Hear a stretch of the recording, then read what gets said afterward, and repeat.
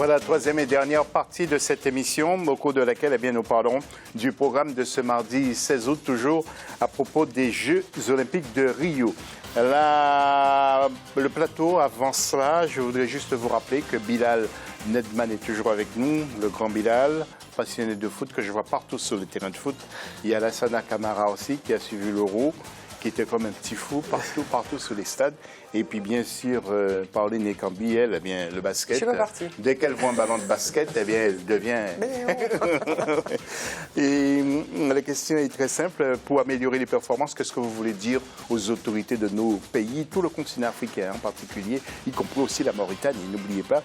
Donc, vous intervenez sur les réseaux sociaux, sur Twitter aussi, hashtag Africa24, et puis également vos commentaires sur nos réseaux sociaux, JO2016, @africa24tv.com. Alors, une information importante. Nous venons d'apprendre que la Kenyane Jemina Jelaga Sumchong a remporté l'or au marathon, 2h27 minutes et 04 centièmes. Qu'est-ce que ça vous inspire? C'est ce dimanche 14 qu'elle a réalisé cette belle course. Bravo l'Afrique, hein? Ouais. Bravo le Kenya. C'est ça. Oui, c'est quand même pas mal. Cette semaine, vraiment, sacrée moisson. On avait eu combien à Londres? Des infos que j'ai pu avoir et à confirmer, surtout 35 médailles. Ça me paraît... ça me paraît énorme, ça me paraît beaucoup. Ouais. 54 pays engagés, 35. Moi, ça me paraît énorme. Je me demande s'il n'y a pas eu confusion avec la France. Ouais. À vérifier. À vérifier. Merci, Lassana, pour la Kenyane Jemina Jelaga. Superbe. Hein? C'est son deuxième médaille de l'année. Là, c'est 2 minutes 24, José. C'est bien pour l'Afrique. 2h27 minutes. 2 heures. 2 heures, parce que c'est un marathon de 42 km. 2h27 minutes et 0,4 centièmes. Et 0,4 centièmes, c'est le doublé. Pas centième, centième. Centième. Parce que vous avez parlé de centième. Centième, c'est son doublé de cette année, c'est la deuxième fois qu'il gagne cette année. C'est bien pour le sport kenyan parce que le Kenya cette année, c'est pas par rapport aux autres années, c'est pas flamboyant ces Jeux olympiques par rapport à Londres, par rapport à Pékin. On va s'arrêter là. Mais je vous remercie parce qu'il faut qu'on aille très très vite. Nous allons retrouver le programme dans quelques secondes.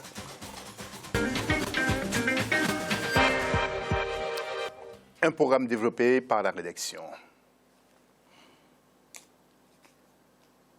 Les athlètes africains continuent leur parcours dans le Jeux olympiques de Rio 2016. La journée du mardi 16 août 2016 sera chargée chez les hommes. Athlétisme, finale 800 mètres, l'Algérien Taoufik Makhloufi, sans oublier les sprinteurs kenyans David Rudissa, Alfred Kepter et Ferguson Rotich, vont courir avec des athlètes comme l'Américain Clinton Murphy ou encore le Français Pierre-Ambroise Bosse. La demi-finale de l'épreuve de badminton, le canoë monoplace 1000 mètres et la finale de marathon 10 km hommes se tiendront également dans la journée du 16 août 2016. Toujours chez les hommes, mais c'est pour parler du football, le Nigeria va croiser le fer avec l'Allemagne. Ce match se jouera le mercredi 17 août 2016. Du côté des dames, les disciplines telles que canoë, kayak, sprint, l'athlétisme, le volleyball ou encore le cyclisme sur piste seront à l'honneur dans la journée du 16 août 2016. Et puis, sachez que le poids lourd du judo français, médaillé d'or, double médaillé d'or, Teddy Riner a déclaré, d'après les questions qu'on lui posait sur son avenir, bien que pour l'instant, je ne veux pas parler de ma motivation pour continuer. Je veux juste respirer pour profiter de cette médaille qui est une grande chose pour moi. Ma famille, mes proches et les Jeux olympiques sont longues, très difficiles. Il était loin d'être... Pour l'instant, et pour l'instant, je ne veux pas penser à long terme. Et puis, je vais le faire quand je reviendrai de mes vacances. Toutefois, il a rencontré quand même ses sponsors, hein, Pauline. C'est normal. Ça fait partie. C'est un homme d'affaires. Non, mais en fait, ça fait partie du contrat du sportif de haut niveau. La compétition n'est pas terminée et il a des engagements vis-à-vis de ses sponsors. Les sponsors sont là aussi pour financer une carrière. Donc, non, c'est normal. Tout à fait. Est-ce que vous verriez Lassana et Bilal au Brésil, à Rio, en train de faire la fête? Est-ce que vous les verrez? Oui, en plein carnaval, j'adorerais les découvrir. Regardez, c'est comme si c'était eux avec ces belles danseuses. Lassana et Bilal, mais c'est Usain Bolt qui est là. Regardez. Voilà, Hissent, qui se fait un petit plaisir. Et comme je vous disais, je verrais bien Lassana et Bilal. Ah, Bilal, il se verrait bien. Hein? Oui. Moi aussi, hein. Oui. Moi aussi. Danse bien, ces dames. Usain Bolt, il sait que les yeux du monde sont vus aujourd'hui. C'est pour ça.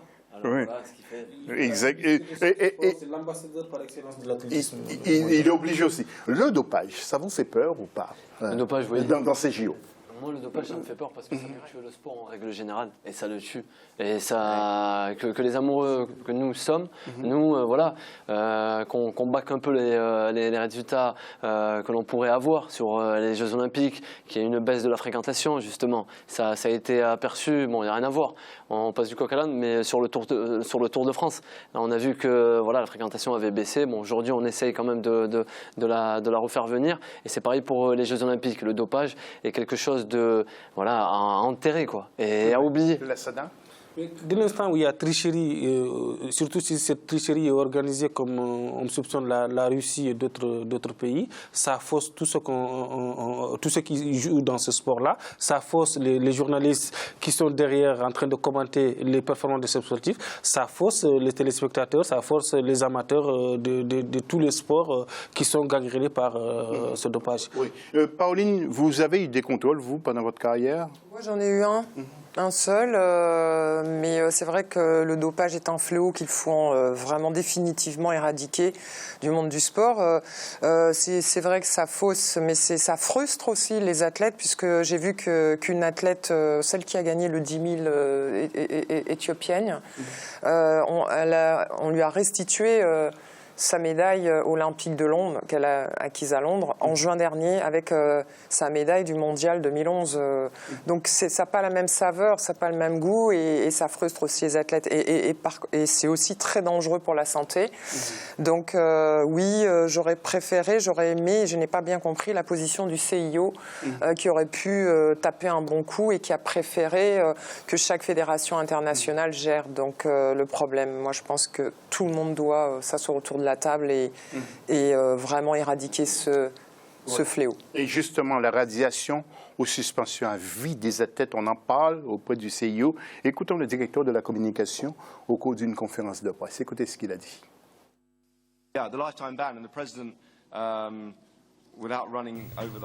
Oui, à l'interdiction à vie, le président du CIO a effectué toute sa carrière dans l'administration du sport et l'ensemble des athlètes appellent à cette interdiction. Le tribunal du sport n'est pas de cet avis pour des raisons juridiques que nous comprenons, mais nous allons encore travailler et voir de quelle manière nous pouvons agir en cas d'infractions graves qui peuvent conduire à cette interdiction à vie. En un mot, vous êtes pour la suspension à vie avant de passer à l'agenda? Moi, oui, ça dépend, mais oui. Non, je ne suis pas pour la suspension à vie parce qu'il peut y avoir une erreur. Il faut donner une deuxième chance à la personne. On peut le suspendre 5 ans, 6 ans. En sportif, quand on le suspend 8 ans, 6 ans, il est fini. Donc, il est suspendu à vie par procuration. Pauline? Moi, je trouve peut-être injuste de suspendre que l'athlète et l'athlète à vie. Et parfois, ils n'ont pas le choix, puisqu'on le voit, comme je vous le disais tout à l'heure, il y a des pays où c'est culturel, le dopage, où c'est mis à leur insu, où on leur impose.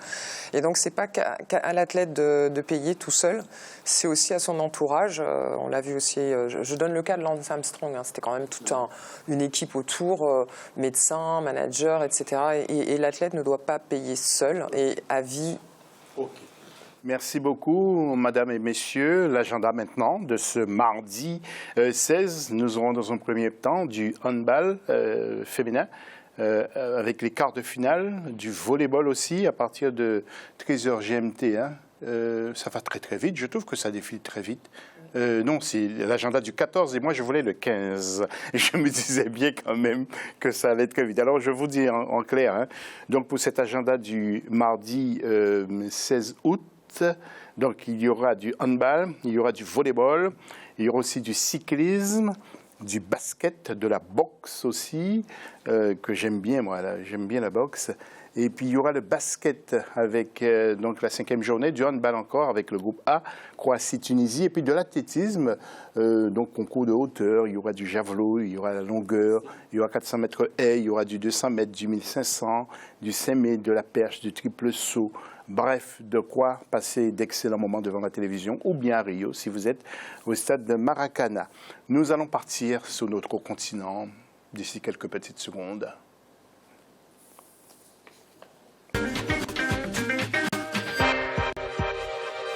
Alors, quelle place occupent les Jeux Olympiques dans les politiques sportives du Burkina Faso?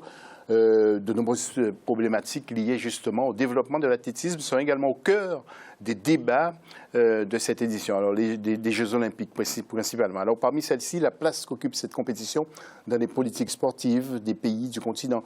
Focus donc aujourd'hui sur le Burkina Faso, où les autorités ne manquent pas d'initiatives pour davantage susciter l'intérêt des populations pour l'athlétisme. Une enquête de la rédaction d'Africa 24.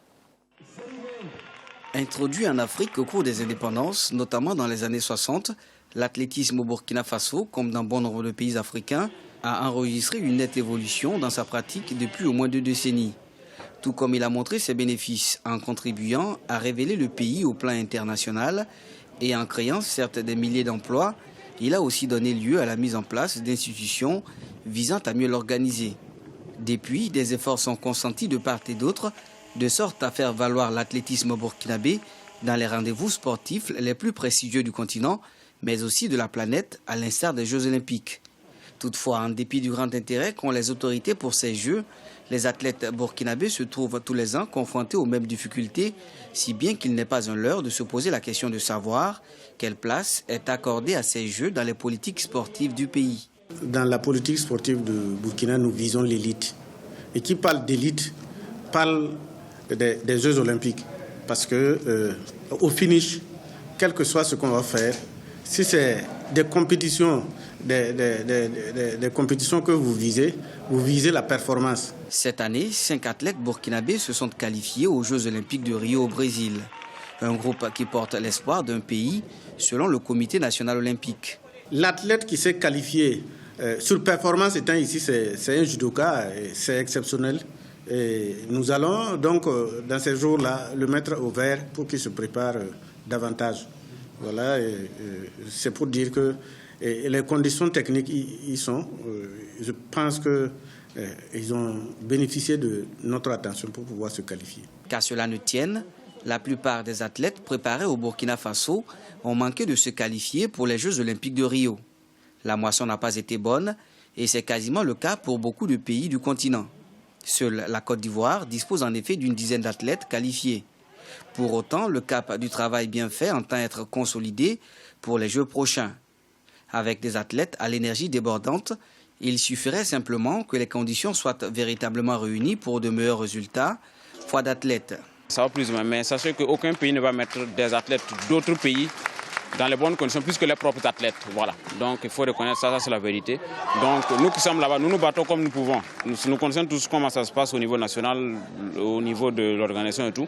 Nous savons tous comment ça fonctionne au niveau du sport. Donc si toutefois il peut y avoir encore un changement au niveau pour bien revoir comment enchaîner les choses et tout, on pourra faire de grandes choses au niveau international. Face à la critique de plus en plus récurrente, les autorités projettent d'y consacrer des efforts supplémentaires. Un projet de texte visant à accorder un statut particulier aux sportifs burkinabés de haut niveau a même été soumis à l'étude par les autorités sportives. Mais à côté de cette volonté politique, souvent traduite par des actions spontanées et non encadrées, des problèmes subsistent.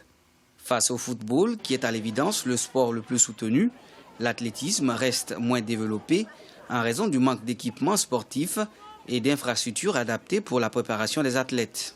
On n'a même pas d'infrastructures en fait qui répondent aux normes des Jeux Olympiques. Donc du coup, il y a des problèmes.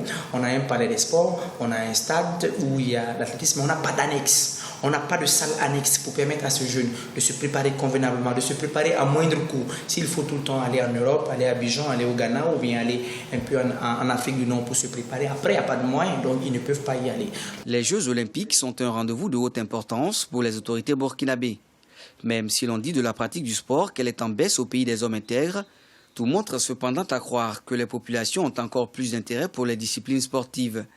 Il serait donc important que l'État encourage davantage l'investissement privé au profit du secteur afin de relancer le sport et plus particulièrement l'athlétisme. En matière effectivement d'athlétisme, nous n'avons pas les structures adéquates, les structures qui sont donc, je dirais, normatives pour répondre à ces questions-là. Mais je crois que nous pouvons tout de même accepter y aller, accepter effectivement à travers. Nous avons aujourd'hui quand même quelques privés qui sont en train de s'investir en matière de sport et je crois que c'est déjà quelque chose.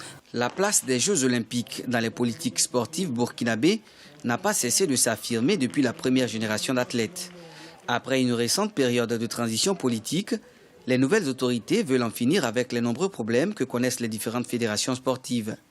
Désormais, sous une vision commune, elles entendent privilégier l'unique intérêt du sport pour en faire un facteur de développement profitable à tous les citoyens. Voilà la réponse à les réponses à notre question avant de faire un tour de table. Quel message pour nos autorités? Beaucoup d'internautes sont intervenus. Abdul-Kader Ouattara nous dit « Les JO, c'est un business, il faut mettre ce qu'il faut de gros financements et des sponsors. » Amonchi nous dit que les autorités africaines peinent à faire des compétitions saines entre elles. Il y a Landry B qui nous dit le développement des structures sportives et permettre aux athlètes de s'entraîner dans de bonnes conditions. Voilà ses souhaits.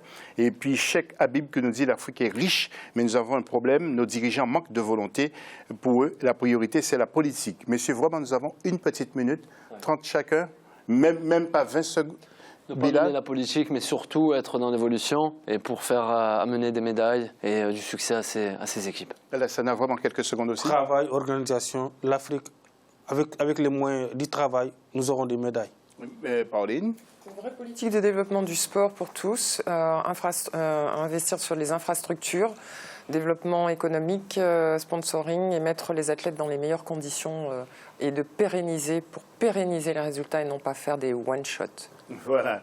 Merci à tous ceux qui m'ont aidé à préparer cette émission. On se retrouve comme chaque jour à la même heure pour une nouvelle édition des Jeux de Rio, les Jeux Olympiques. Merci beaucoup. Salut.